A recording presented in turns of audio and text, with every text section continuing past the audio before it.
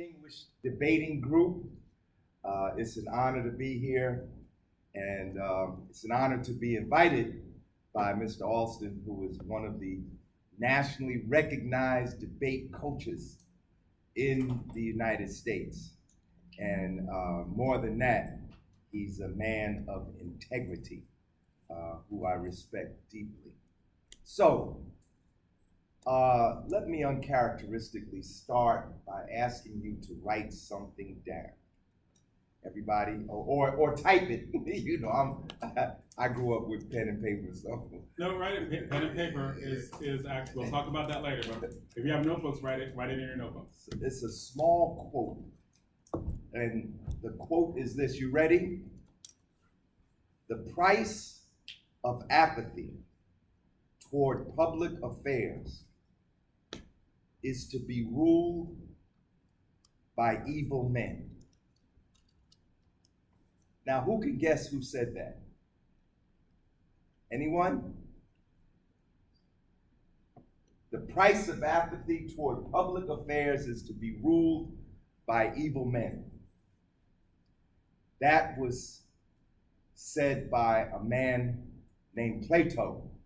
How many of you are familiar with Plato, who was a student of Socrates and the teacher of Aristotle, who lived about 2,400 years ago? I know, Mr. Alston, you expected me to start with Marx and Lenin. But I recently discovered this quote. This is not something I was taught. And I was struck by this quote. But people have been struggling with this issue of governing and governance for thousands of years. And it just amazed me, the meaning of this quote and how it seemed to apply. Plato was roughly 428 born. He was 428 BCE, you say now, before the Common Era. He lived about 80 years. He wrote a number of things. Have any of you read anything by Plato? Well, just look up, I'm not saying you got to read the whole thing, but look up The Republic by Plato. And see, you say like, and I don't want to get too deep into this because I want to address what Mr. Alston asked me to talk about.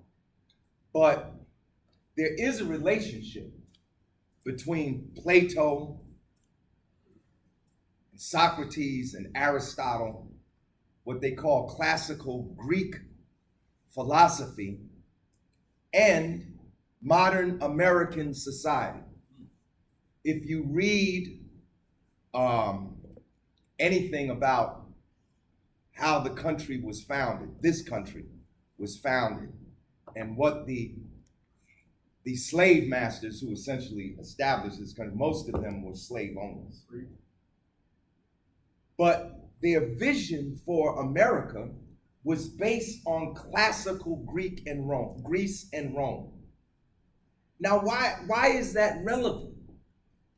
For a whole number of reasons, most of which I'm not going to go into now, but there's one outstanding feature that comes home to me. And that is Greece and Rome and the United States were all slave societies that claimed to be democracies, right? Isn't this what we're taught? That the origins of the democratic project, the origins of democratic ideals come from these great democratic societies, you know, because I say Greece, and what comes into your mind? The Parthenon, right? You see that temple up on the hill, right? Or you think of Roman society and you see the 7 hills of Rome with their magnificent marble buildings. And I say Rome, and you think of the Roman Senate, and you think of Shakespeare, and you think of Julius Caesar, and how these societies had these democratic ideals, but they were slave societies. Just like this was a slave society. How many of you saw that movie, The 300? You saw it. What was it about? It was about Julius Caesar, Rome. No, it was about the 300 Oh, Spartans at Thermopylae who stopped the invasion of Persia. Because the great empire before Rome, before Greece, and before Alexander and all of those was the Persian Empire. And Persia actually made early Greece a vassal state. They invaded and conquered Greece. And you know, we run the marathon, right? That was one of the things that happened at that time. But to stop the advance of the Persian army, there was this passage called a passageway at a place called Thermopylae. And the Spartans, you know, were supposed to be the fiercest fighters, right? The fiercest fighters. They sent the Spartans down to this passage to hold off the advance of the Persian army. And, you know, that happened like 2,500 years ago, maybe more than that. But people still talk about it today and how great the Spartans were, right? Some high schools have as their mascot, what? A Spartan soldier. Michigan State. Or Roman soldier or Greek soldier. You see that, right? You see the guy with the spear and the helmet on and the horsehair on top of the helmet and everything. Sparta. But Sparta was a slave society. In fact, because of slavery, Sparta went out of existence. They had a whole section of their society that was called the hoplites. And the hoplites were the enslaved people. And a rite of passage in Sparta was for young Spartan men on a given day of the year to go out and hunt and kill a hoplite. Look it up. Don't take anything I say in here today for granted. You got this thing called the phone, the computer in your pocket. You can look up everything. In Rome, there were so many slaves in Rome that at one point the Roman Senate, Mr. Olson, was debating, like, should we put our slaves in uniform? Like, make them wear a certain kind of tunic, right? You know how they dressed back then, certain kind of tunic. And you know what the Senate said? No, because if we make all the slaves wear uniforms, then they will see that they outnumber us. There were 5 million enslaved people in Rome. It was a slave society. This is the contradiction. And one of the points I want to get across to you today as intellectuals, because that's what you are. You're intellectuals. You work with your minds. And one of your tasks is to understand contradiction.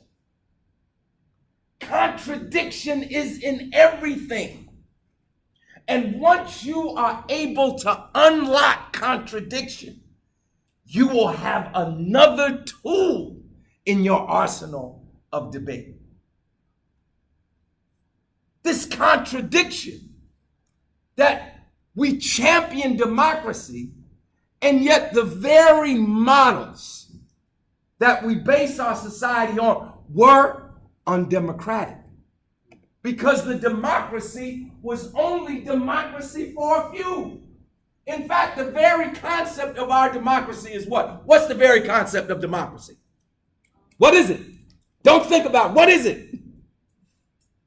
What is it?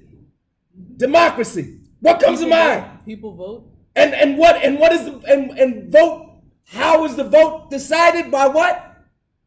Equal powers. By what? People. What? What's the word? Citizens. What's the word? How many citizens? The United States. How? What is it? Say it again. The majority. The majority rules. But the point of fact is, the majority didn't rule. In ancient Greece, only the male property holders voted. In ancient Rome, it was an oligarchy.